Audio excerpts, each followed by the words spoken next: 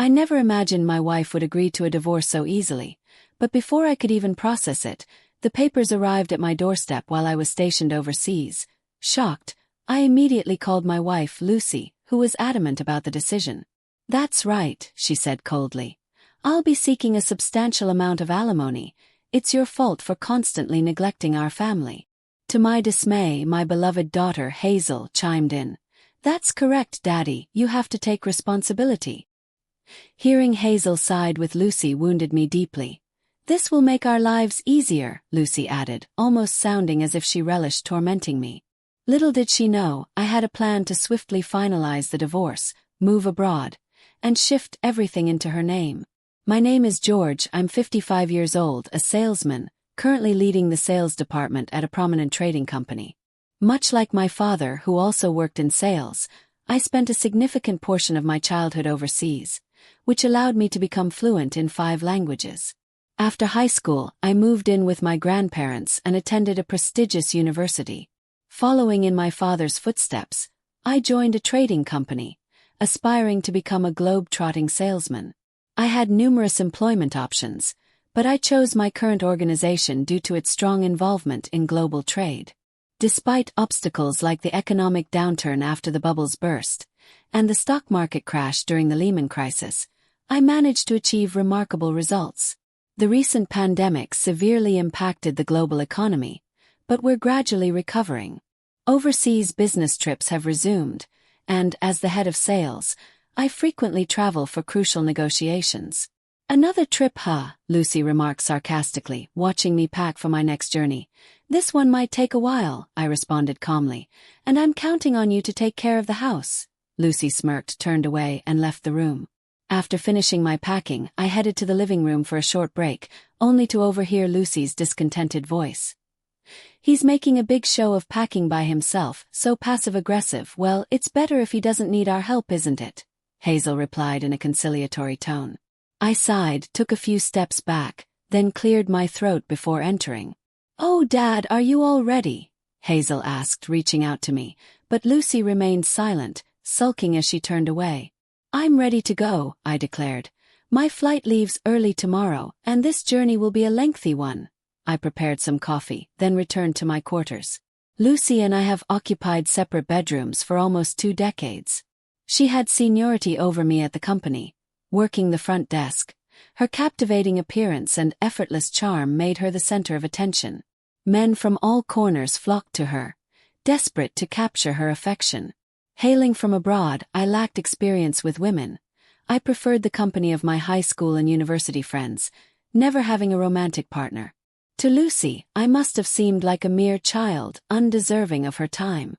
Yet, as a newcomer, I gained recognition as a promising prospect, inadvertently becoming a sort of celebrity.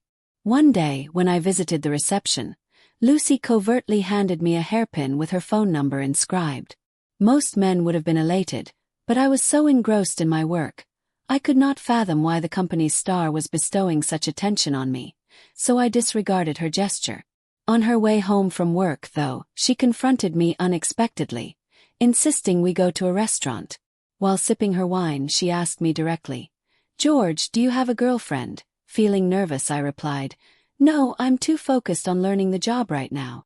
"Ah, you're so serious," she laughed. "But I've heard the executives have high hopes for you. You're talented, multilingual, a true rising star," she said, gazing at me with admiration. I tried to downplay it, saying, "Speaking multiple languages is common here," she smirked. "And your humility, too, you're truly remarkable." Her words didn't move me much, but they seemed to inspire her. After several more shared meals, we somehow found ourselves in a relationship approved by the company.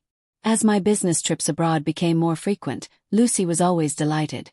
"It's amazing you're taking solo international trips after just 1 year. You're definitely executive material," she'd say, eyes shining with pride. In time, I grew to genuinely love Lucy, and after 3 years I proposed. "I'm so thrilled," she said. "I'll be by your side, ready to uplift you and have your back." She seemed determined to be a steadfast companion. After our marriage, Lucy resigned from her job. Several male co-workers expressed resentment toward me, but by then I had earned respect in the sales department, and no one dared speak ill of me directly. Soon after our wedding, we discovered Lucy was pregnant. We moved quickly, but Lucy was severely affected by morning sickness, which made it difficult for her to manage household chores. I did my best to assist, but nothing I did seemed to satisfy her. The kind Lucy who praised me during our courtship had vanished. I kept telling myself her behavior was solely due to pregnancy, hoping she would revert to her former self once the morning sickness passed, but the reality wasn't that simple. When Hazel was born, nights became grueling. Lucy would say, "At least take care of her when you're home," then leave me with a crying Hazel after I returned late at night. On the few days I had off, I spent my time catching up on laundry and cleaning. Being young, I believed postpartum women needed gentle treatment, as my parents from abroad had taught me, so despite my exhaustion, I tried to support my family. Lucy often delegated most of the household duties and childcare to me, but she never let me slack at work either. Thankfully, Hazel remained healthy, avoiding major illnesses. Time passed, and nearly 30 years flew by. My relationship with Lucy, however, had significantly cooled. Nonetheless, I took pride in giving my all to my loved ones. 5 years ago, when I was promoted to department head, we moved to a high-rise apartment, just as Lucy had wished. After all, a department head at a prestigious firm should be living in a place like this, she'd said. For a time, Lucy seemed content. We coexisted harmoniously. Unfortunately, that peace was short-lived, and Lucy's attitude once again turned icy. She was willing to handle Hazel's chores, but refused to share mine, leaving me to handle them alone. The misery of performing household tasks with my weary, aging body was indescribable. I considered divorce many times, but constant work and Hazel's presence held me back. Lucy spoke ill of me where I could hear, casting unflattering remarks in my direction. "All right, I'm off," I mumbled quietly in the hallway at dawn, leaving for another trip. For me now, work was where I felt most purposeful. After completing the travel procedures and boarding the plane, I closed my eyes, body heavy from lack of sleep. Last night's insomnia lingered, my mind busy replaying Lucy and Hazel's conversation from the day before. Acting like he did nothing wrong with that holier-than-thou attitude, I can't stand it," Lucy was complaining as soon as I stepped away. "Well, it's because of him working so hard that you can enjoy life, isn't it? I really wish you'd keep him in a good mood," Hazel replied, trying to calm Lucy. When Hazel was young, she'd constantly call me Dad, Dad. But once she hit puberty, she rebelled, turning more to Lucy, who was fashionable and youthful, whereas I was nagging, especially when it came to big expenses for Hazel's education. Hazel, more cunning than Lucy, learned to navigate between us, always benefiting herself. Initially, I was hurt by her rebelliousness, but eventually she became docile. Yet, her sudden sweetness felt twisted. I suspected it was just to get what she wanted, the same way Lucy operated. Sometimes Hazel would say, "Dad, do you know any nice guys at your company? I want someone reliable and wonderful like you." I'd just nod, though my heart had grown cold. I figured she just wanted a man she could control, like Lucy had done to me. One victim in the family was enough, so I dodged her requests. "He never introduces any men," Hazel once complained to Lucy. "I'm already 28, I want to marry soon, become a graceful stay-at-home wife like you, Mom." Lucy giggled. "She's already in her bridal training phase, that's what she calls it," they'd laugh. I overheard them mocking me, calling me boring, a drag, not worth recommending. "Hey, if you want fun, there are plenty of ways, right?" Lucy teased. "Mom, are you really saying that in front of your daughter?" Hazel squealed, and they both burst into uncontrollable laughter. I stepped away unnoticed, thinking, what do I do with these two? They're still my family, though. I drank my coffee, feeling empty, the taste too bitter, preventing me from sleeping. Before I knew it, I arrived in Bangkok. Somehow, despite my heavy heart, a sense of refreshment washed over me once I left the plane. At the airport, local staff picked me up, guiding me to our branch office. We discussed the details of a crucial deal. Thailand was an important hub for our company's Southeast Asia operations, so I had to finalize everything perfectly. On the final day, after sealing the negotiations successfully, I prepared to return home. Suddenly, a letter arrived at my hotel from Japan, addressed to me personally. I thought they could have called or emailed. Opening it, I found a single sheet of paper. Divorce papers, signed and stamped by Lucy. She was divorcing me from across the ocean. Couldn't she wait until I returned, at least? Frustrated, I called her immediately. Lucy, what's this about? Oh, that was quick. Did the post arrive? She said in a mocking tone.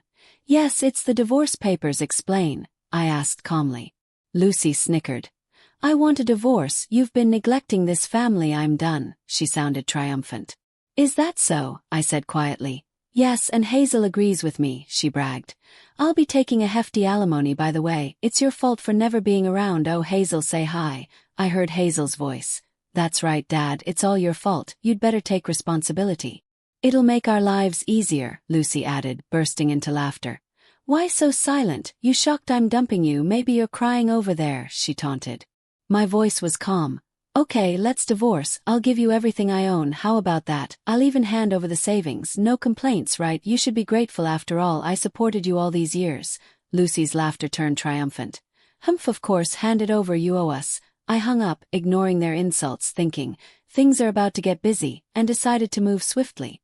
Upon returning to Japan, I submitted the divorce papers, completed all formalities. I felt a relief I hadn't felt in decades. That evening, I opened a beer, sat on the balcony, enjoying the breeze. A little hum escaped me, as if the weight of 30 years had lifted. Then my cell phone rang. Lucy's number. Answering it, I was met with hysterical screaming. What do you think you're doing? Her voice so shrill it distorted. What do you mean, Lucy? What's going on? I asked coolly. For a moment, I just heard heavy breathing, as if she'd been running. Some official document arrived. It says that your infidelity has been uncovered, so I'm claiming damages, she cried.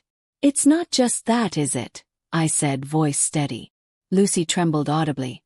Yes, it includes a DNA test that proves Hazel isn't your daughter, right? You tricked me into raising Hazel, so I'm demanding repayment for child-rearing expenses. If you're unwilling, we can settle this in court, I said calmly.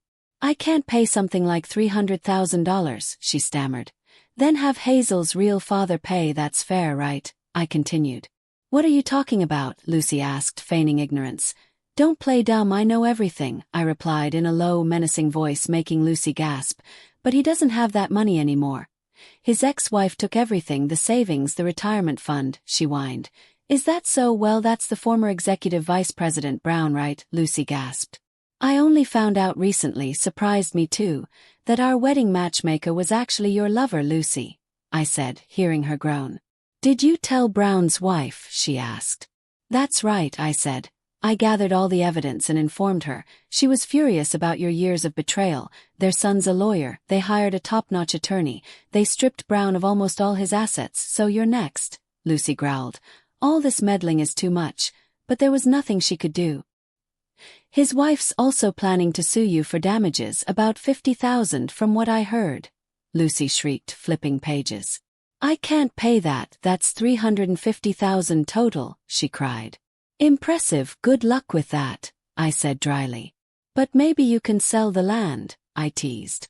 Oh, that's right, it's in my name now, Lucy said, voice brightening. Right, I replied. Anyway, I'm hanging up, then disconnected, bursting into laughter.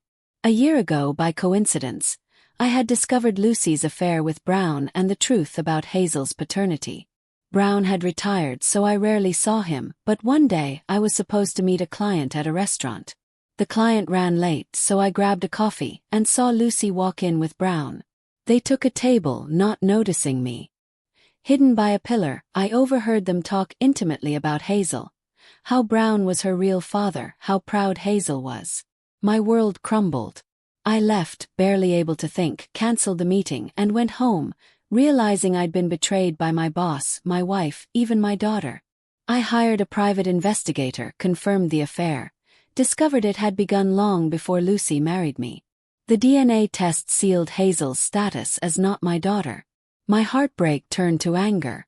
I waited for the right moment to strike, cooperating with Brown's wife, who was equally furious. She made sure to ruin Brown financially, just as promised. Then it was Lucy's turn. 3 days after that, Lucy had called, frantic about worthless mountain land I transferred to her, the huge sums demanded in compensation, all while she believed I'd given her everything I owned. She found out the high-rise condo wasn't in my name, so it wasn't hers to sell. Soon I got a video call from Lucy's phone. Hazel was there, screaming that there was less than $100 in the bank. Brown hovered in the background, apparently kicked out by his wife, clinging to Lucy now that he had nowhere else to go. They demanded I fix it, insisted I was incompetent for not saving money. But I calmly reminded them that every penny I earned went into Lucy and Hazel's lavish lifestyle. Designer bags, overseas spa trips. They had spent it all. Why should I care now? Brown tried to coax me. Come on, George, you've been with Lucy for 30 years, you cherish your daughter, be generous. I refused.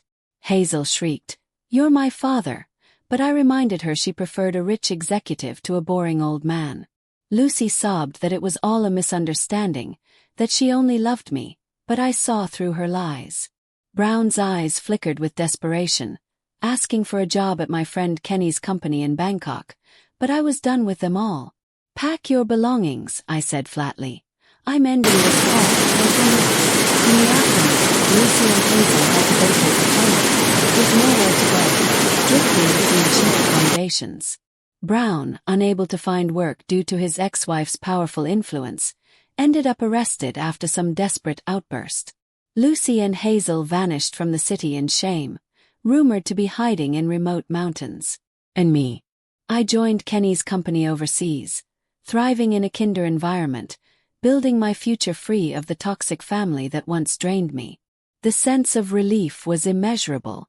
Though I lament the years wasted, I learned who truly mattered, and I cherished the loyal friendships I still had. Sharing beers with Kenny, discussing deals and life, felt like a blessing. Yes, it was a harsh lesson, but one that granted me freedom at last.